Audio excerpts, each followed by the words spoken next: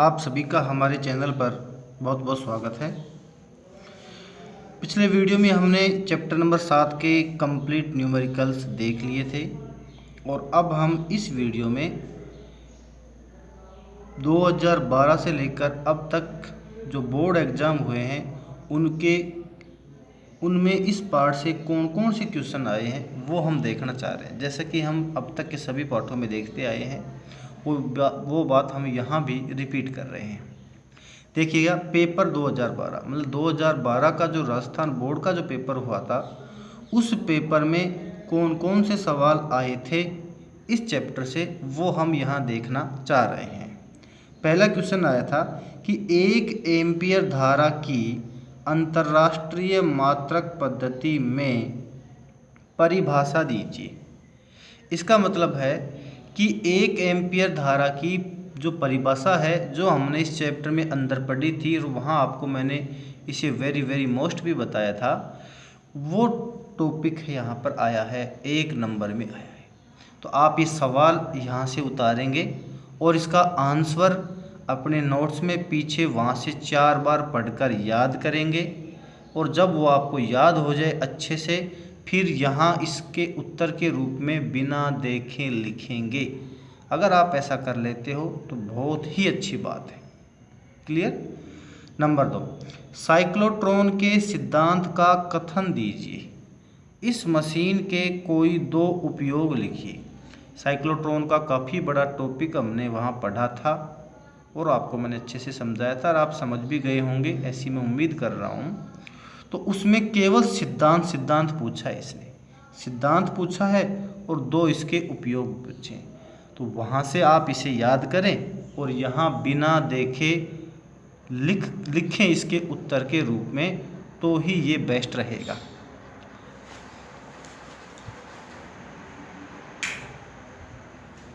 दो 2013 के पेपर की मैं बात करूँ तो देखिएगा, दिए गए चित्रों में बिंदु P पर उत्पन्न चुंबकीय क्षेत्र की दिशा क्रॉस या डॉट के रूप में लिखिए और ये डायग्राम दे रखे हैं। ऐसा का ऐसा सवाल मैंने आपको जो अति लघुत्रात्मक क्वेश्चन किए थे शायद उसमें करवा दिया था। आप इसे वहाँ से समझ सकते हैं और हालांकि उत्तर तो मैंने इसका यहाँ भी लिख रखा है, उत्तर तो यहाँ लिख रखा है और अगर आपको समझ में आ गया था तो फिर कोई ज़रूरत ही नहीं है। और अगर आपने वो पिछला वीडियो जिसमें मैंने अति लघुत्रात्मक प्रश्न पढ़ाए थे, शायद वो 18 नंबर का वीडियो है, अगर वो आपने वो वीडियो नहीं देखा है तो आप उस वीडियो को देख सकते हैं। बायो सावर्त का नियम लिखिए। अगला क्वेश्चन आया 2013 का ही, तो बायो सावर्त का नियम आपको मैंने वहाँ लिखवा रखा है। आप वहाँ से बायो सावर्त के नियम को याद करके यहाँ लिखेंगे। 1 इलेक्ट्रॉन की गति का पथ लिखिए जबकि वह चुंबकीय क्षेत्र में प्रवेश करता है उसके लंबवत और थीटा कोण पर। ये टॉपिक आपको मैंने पढ़ाया था वहाँ पर और ये बड़े बड़े डेरिवेशन ही थे, लेकिन ये डेरिवेशन हमसे नहीं पूछ रहा है, सवाल के मतलब को समझिए आप। केवल इलेक्ट्रॉन की गति का पथ वो हमसे पूछ रहा है। जब लंबवत प्रवेश करेगा आवेश तो वो वर्ताकार पथ पे गति करेगा, आपको मैंने वहाँ पर समझा दिया था। और जब ये थीटा कोण पर प्रवेश करेगा तो सर्पिलाकार पथ या कुंडलिनी पथ पर ये गति करेगा। तो यहाँ से लेकर और यहाँ तक जो सवाल है इसका उत्तर तो मैंने लिख दिया है यहीं पे, और बायो सावर्त के नियम का जो कथन है वो आपको वहाँ से उतारना है, वहाँ याद करके फिर यहाँ उतारना है। अगर आप इन पेपर्स में प्रत्येक सवाल का उत्तर वहाँ याद करके यहाँ उतारने लग जाएं तो आपको बहुत ज़्यादा फायदा होगा। इस तरीके से आपको वो चैप्टर भी याद हो जाएगा और आपके सामने ये आपका टारगेट जितना बड़ा होगा आप उतने ही ज़्यादा समय तक किताब का अध्ययन कर सकोगे और जितना छोटा टारगेट होगा उतना ही कम समय आप किताब को दे पाओगे। तो इस क्वेश्चन आंसर में आप टारगेट ये रखो अपना कि मुझे प्रत्येक क्वेश्चन का आंसर जो है वो पहले से याद करके यहाँ लिखना है, न कि मेरी तरह केवल क्वेश्चन उतारने। आई बात समझ में। जैसे बायो सावर्त का नियम लिखिए, ये पहले लिख रखा है, मैंने तो यहाँ पर नहीं लिखा, लेकिन आपको इसे लिख लेना चाहिए। ऐसा करने से हालांकि पेज काफ़ी भर जाएंगे आपके, लेकिन आपको बहुत ज़्यादा फायदा होगा। अगला देखिए नंबर 3, एम्पियर का परिपथीय नियम लिखिए। पढ़ा रखा है आपको एम्पियर का परिपथीय नियम। एक लंबे सीधे वर्ताकार काट त्रिज्या a के तार में स्थायी धारा प्रवाहित हो रही है। धारा तार में समान रूप से वितरित है। तार के अंदर क्षेत्र पर चुंबकीय क्षेत्र की गणना कीजिए। देखो आपको मैंने ऐसा तार बनवाया था, फिर इसमें 3 पॉइंट बनवाए थे। तार के बाहर, नंबर 2 तार के सतह पर, तार के अंदर 3 पॉइंट बनवाए थे, ठीक है। तो वहाँ तो कंप्लीट करवाया था आपको, लेकिन यहाँ पर केवल तो परिपथीय नियम लिखना है और वो तार बनाना है, और तार बनाकर उसके अंदर हमें बात करनी है। क्या बात करनी है? उसके अंदर की, मतलब तार के अंदर का।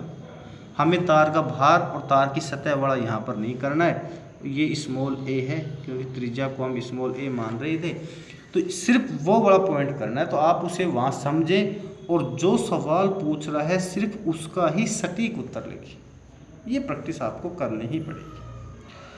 पेपर 2014, 2 सीधे समांतर धारावाही चालकों के बीच प्रति इकाई लंबाई पर बल का व्यंजक प्राप्त कीजिए। आपको स्पष्ट पढ़ाया था मैंने। 2 तार बनाए थे, उनमें I1 I2 की धारा प्रवाहित करवाई थी, और उनके बीच लगने वाला बल F/L बराबर μ0/4π Q1 Q2/R, ऐसे कुछ फॉर्मूला आया था। ऐसा कोई फॉर्मूला वहाँ पर आया था, तो वो फॉर्मूला आपको यहाँ पर R² था, R था, मैं ध्यान नहीं पक्का, वो फॉर्मूला आपको यहाँ डेराइव करना है। क्लियर? किस अवस्था में यह बल आकर्षण व प्रतिकर्षण का होता है, ये बात भी वहाँ लिखवाई थी कि आकर्षण का बल कब होगा? जब दोनों तारों में समान दिशा में विद्युत धारा प्रवाहित होगी।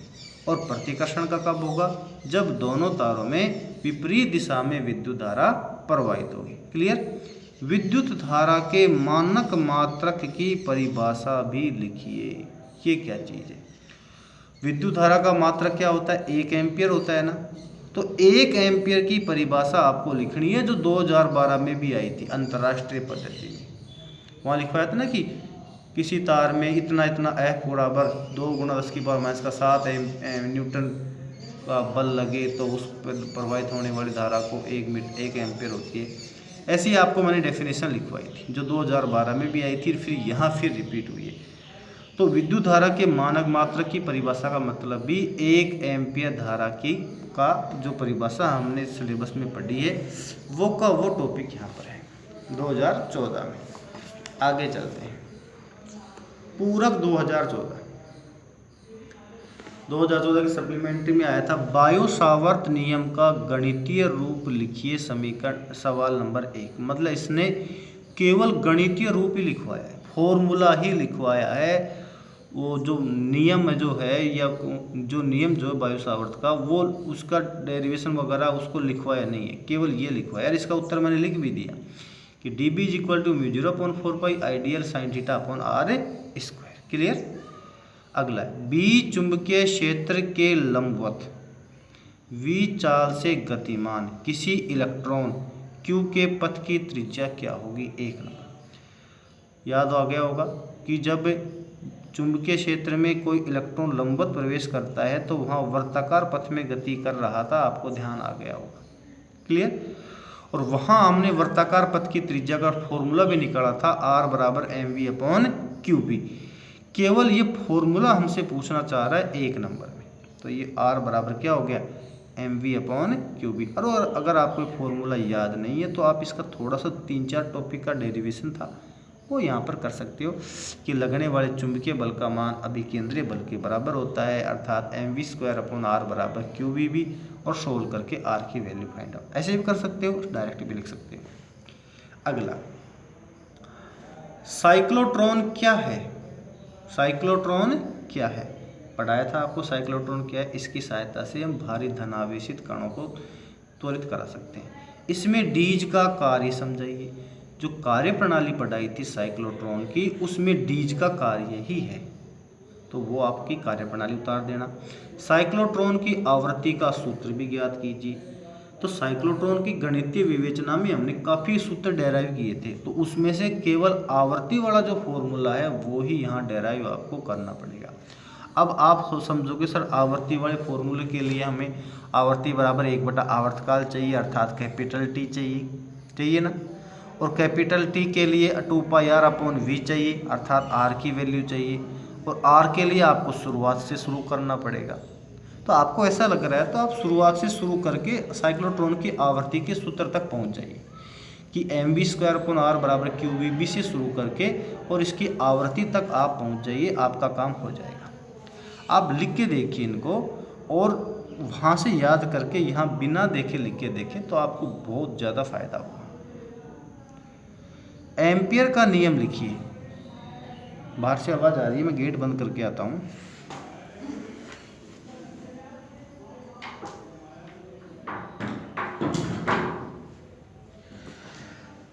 एम्पियर का नियम लिखिए। एम्पियर का नियम फिर आ गया, वो जो एम्पियर का जो परिपथीय नियम था, ये वो का वो नियम है।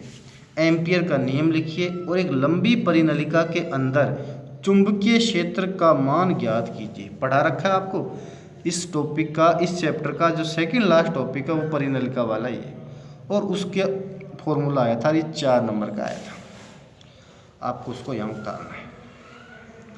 2015 एम्पियर का परिपथीय नियम लिखिए। वापस वो रिपीट हो गया, देखो तीसरी बार ये नियम आ रहा है। एक अत्यधिक लंबी धारावाही परिनलिका के अक्ष पर चुंबकीय क्षेत्र का व्यंजक प्राप्त कीजिए और आवश्यक चित्र बनाइए। ये कई सवाल है ना, देखो दोबारा, मतलब जो सवाल पूरक 2014 में आया था ये वाला, वो का वो सवाल यहाँ रिपीटेशन हुआ है 2015 में सेम। अथवा में आए सवाल, संक्षेप में साइक्लोट्रॉन की क्रियाविधि समझाइए। क्रियाविधि आपको समझा रखी है, वो यहाँ लिखनी है। दोनों डीज में त्वरित आवेशित कणों के पथ को प्रदर्शित करता साइक्लोट्रॉन का व्यवस्था आरेख बनाइए। जो साइक्लोट्रॉन का बड़ा सा चित्र बनाया था ना, ऐसा डीज, ऐसी 2 लाइनें थी, ऐसी डीज थे, ऊपर चुंबक था, नीचे चुंबक था, उसमें डॉट डॉट डॉट डॉट जो लाइनें बनाई थी, वो डॉट डॉट लाइन क्या थी, आयनों का पथ था। तो वो डॉट डॉट लाइनों के सहित आपको वो चित्र यहाँ पर बनाना है।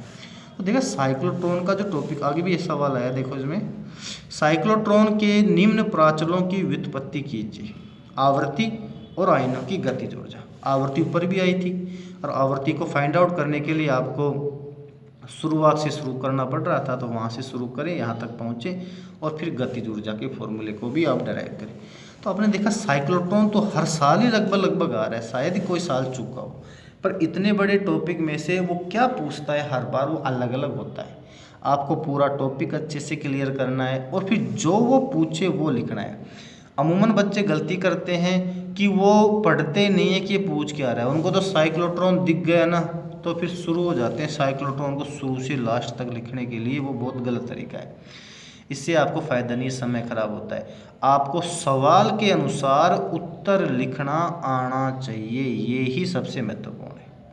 और सवाल के अनुसार उत्तर लिखने आप इन पेपर्स की सहायता से सीख सकते हैं, क्योंकि पेपर में हर चैप्टर के पीछे करवा ही रहा हूँ, हर चैप्टर के पीछे पेपर हो रहे हैं, आप उनके उत्तर को लिखते रहें।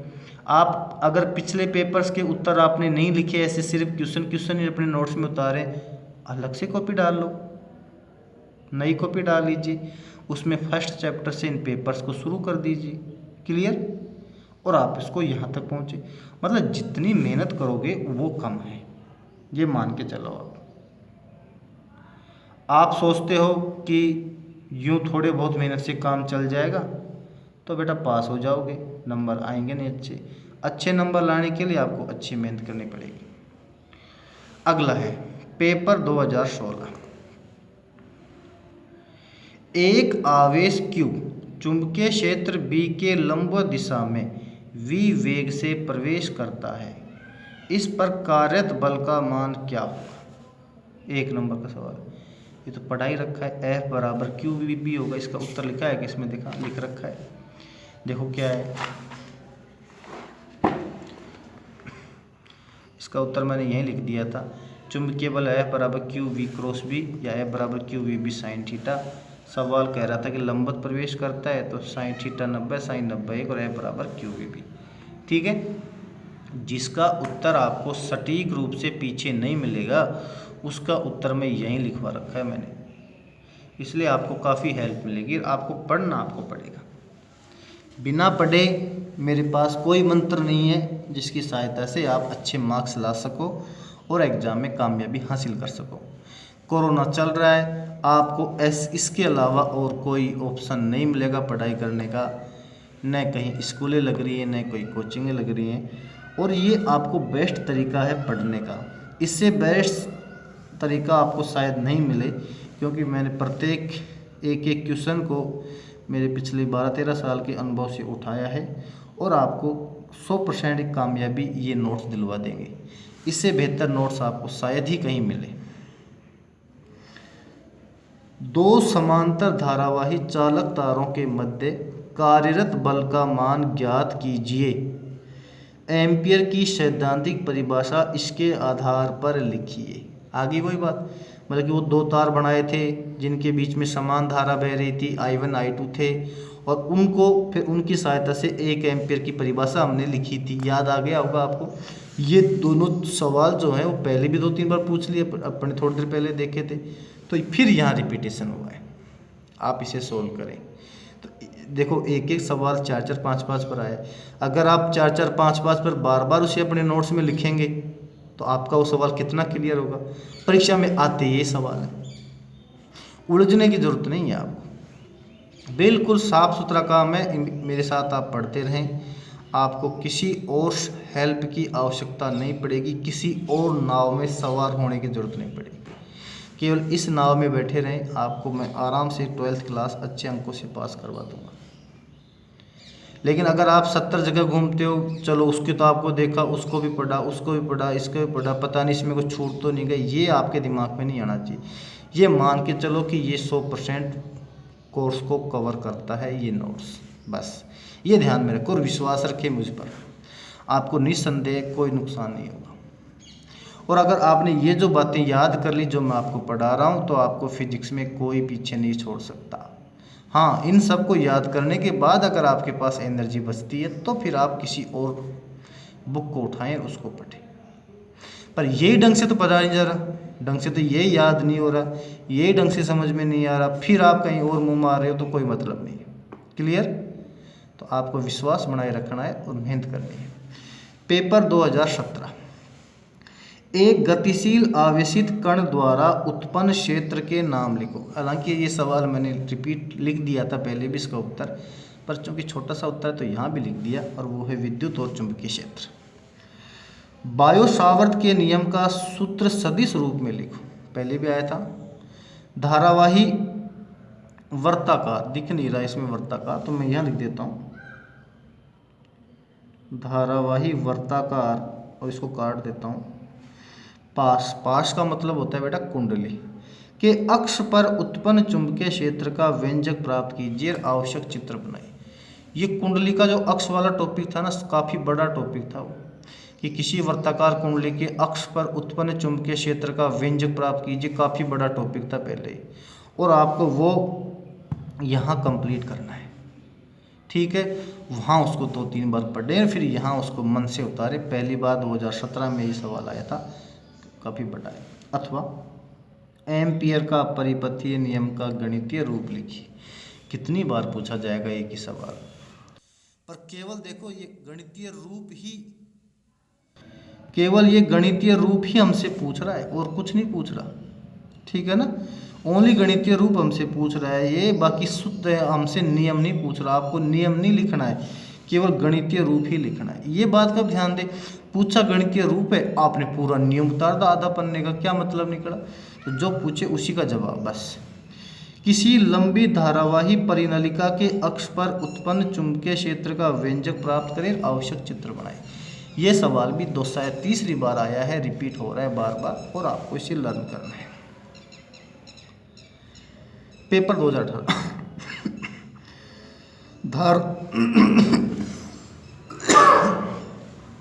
धारामापी के दक्षतांक की परिभाषा लिखी। पहली बार पूछा है, दक्षतांक आपको मैंने स्पष्ट रूप से वहाँ पर याद करवाया था और लिखवाया था, समझाया भी था अच्छे से। वहाँ से आपको याद करके यहाँ उतारना है दक्षतांक की डेफिनेशन। अगला क्वेश्चन देखो, दक्षतांक की डेफिनेशन मैंने यहाँ भी रिपीट कर रखी है, देख लो, यहाँ भी देख लो। किसी धारामापी में एकांक विक्षेप उत्पन्न करने के लिए आवश्यक धारा को धारामापी का दक्षतांक कहते हैं। बिल्कुल सिंपल डेफिनेशन। हो सकता है वहाँ थोड़ा बड़ा मैटर होगा थ्योरी के हिसाब से, लेकिन ये 1 नंबर के हिसाब से इसको लिख दिया, दक्षतांक बराबर धारा बटा विक्षेप। ये उतार लें और याद कर लें।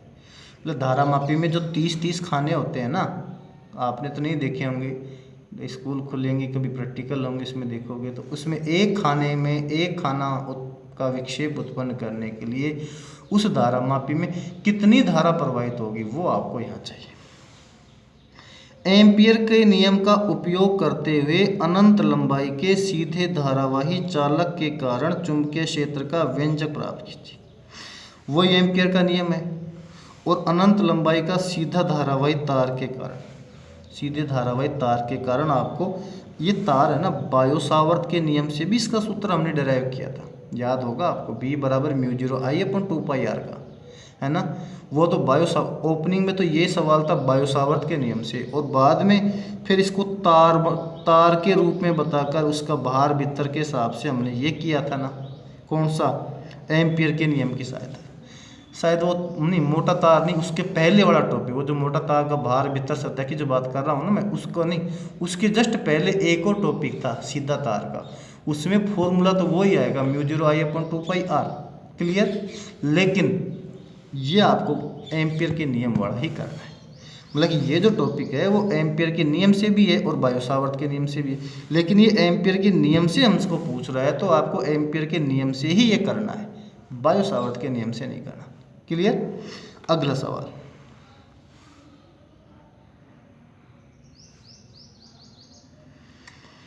एक धारामापी का प्रतिरोध 99 ओम है। ये को धारामापी है, इसका प्रतिरोध कितना है, 99 ओम है। सवाल शायद मैं पढ़ा भी रखा हूँ ये।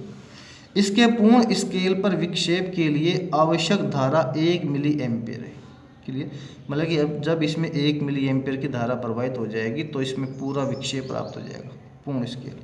यदि धारामापी के साथ 1 ओम का शंट जोड़ दिया जाए, शंट कैसे जोड़ा बेटा, 1 ओम का, तो धारामापी द्वारा मापी जा सकने वाली अधिकतम धारा का मान ज्ञात कीजिए। ऐसा न्यूमेरिकल हो सकता है आपको करवाया हो, इस टाइप का तो करवाया है, ये था कि नहीं था ये मैं गारंटी से नहीं कह सकता, पर आप इसका सोल्यूशन फिर देख ले, ऐसा सवाल मैंने आपको करवाया था। धारामापी जी धारा मापनी है तो इसका मतलब एमीटर बनाना है, और एमीटर परिपथ के श्रेणी क्रम में जुड़ता है, और श्रेणी क्रम में परिपथ जुड़ता है तो शंट प्रतिरोध जुड़ता है उसके समांतर क्रम में, और समांतर क्रम में जब शंट जुड़ता है तो ये चित्र बनता है, आपको मैंने वहाँ रिपीट करवाया था। दोनों के ऊपर विभवांतर समान रहेगा क्योंकि ये समांतर क्रम में है, तो I माइनस IG गुणा है गुणा S, अर्थात ये इसका विभवांतर हो गया बराबर IG गुणा G, IG गुणा G, या I minus IG is equal to IG upon S, ये बन गया, या फिर I बराबर बन गया, ये बन गया, या फिर IG कॉमन ले लिया तो ये बन गया, या I बराबर IG बन गया तो ये बन गया।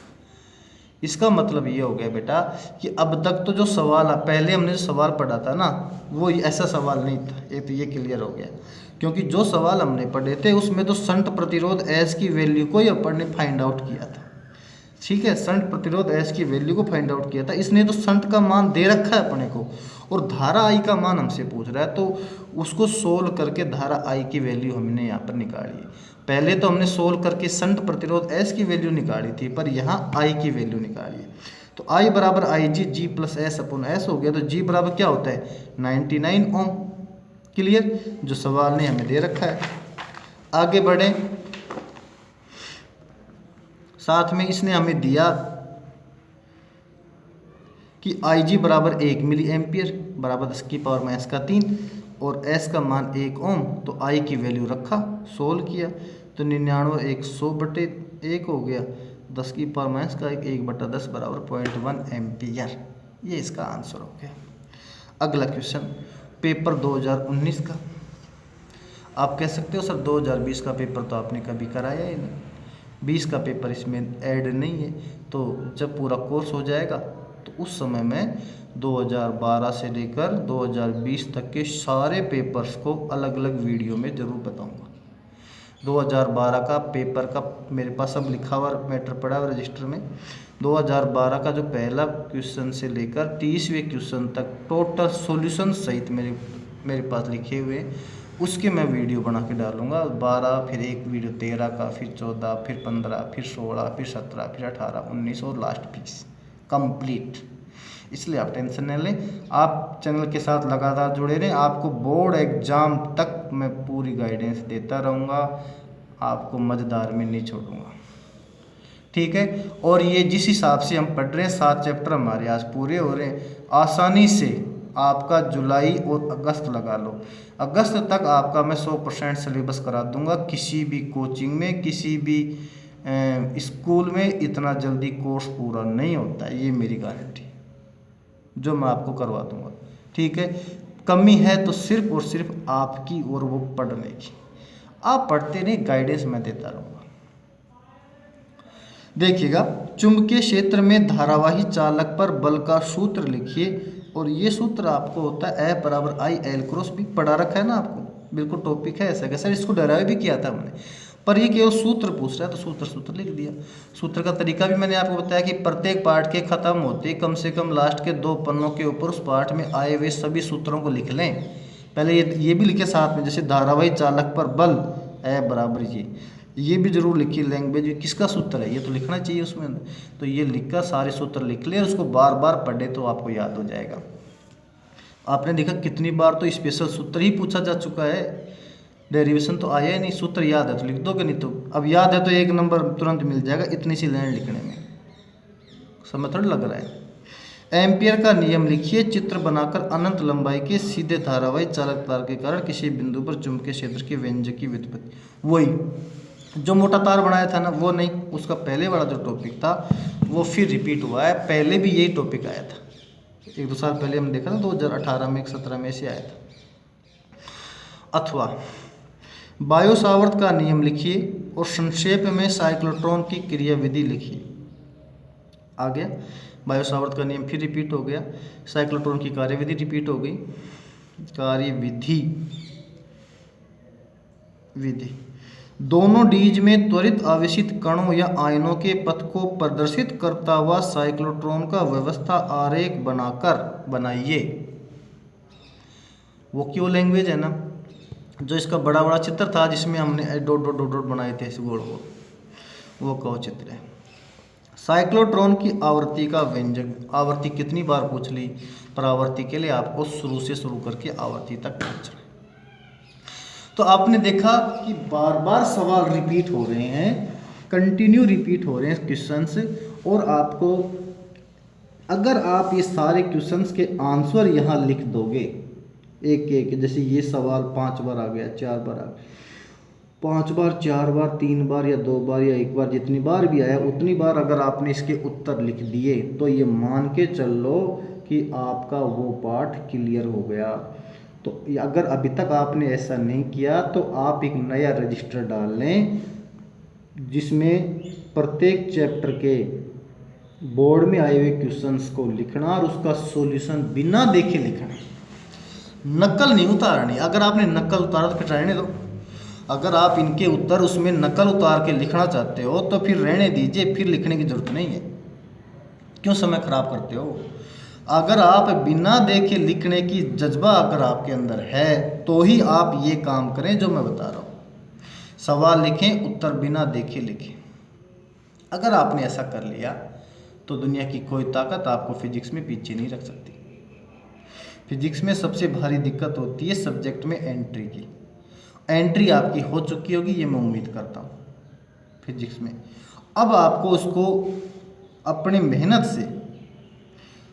मेहनत से इसमें अच्छे मार्क्स आपको प्राप्त करने। बोर्ड का एग्ज़ाम ज़रूर होगा, चाहे स्कूल खुले या नहीं खुले, एग्ज़ाम ज़रूर होगा। पेपर वही आएंगे जो आते आए, तो फिर पढ़ाई में कोताही क्यों, ठीक है ना। फिजिक्स के चैनल के लिए तो आपको कहीं और जाने की आवश्यकता नहीं है, ये आप समझ लें। केमिस्ट्री में दिक्कत है, केमिस्ट्री का चैनल आपको नहीं पता तो आप यूट्यूब के सर्च में जाएं और केमिस्ट्री धाम लिखें, केमिस्ट्री धाम DHAAM धाम, केमिस्ट्री धाम लिखें, उसको सर्च करें। सर्च करने के बाद आपको चैनल मिल जाएगा, उस चैनल को सब्सक्राइब कर लीजिए। और उसमें घनश्याम सैनी जी मेरे दोस्त हैं, वो पढ़ाते हैं, बहुत अच्छा पढ़ाते हैं। आप उसको सब्सक्राइब करके उनके वीडियो रेगुलर देखें। केमिस्ट्री की प्रॉब्लम आपकी 100% सॉल्व हो जाएगी। फिजिक्स की प्रॉब्लम आपको ये चैनल सोल्व करेगा, और केमिस्ट्री की प्रॉब्लम आपको जो केमिस्ट्री धाम जो चैनल है उससे आपकी सोल्व हो जाएगी। ठीक है भाई, इसलिए आप अच्छे से मेहनत करते रहें, आगे बढ़ते रहें। 7 चैप्टर आज हमारे पूरे हो गए हैं। अगले चैप्टर 8वें को हम अगली वीडियो में देखेंगे। अब जो आगे चैप्टर हैं वो छोटे भी हैं, ये चैप्टर तो काफ़ी बड़ा था, इसलिए आप नर्वस न हों। अभी तक आपने हमारे चैनल को सब्सक्राइब नहीं किया तो प्लीज़ इसे सब्सक्राइब कर लीजिए। अगर वीडियो पसंद आए तो इसे लाइक करें। धन्यवाद।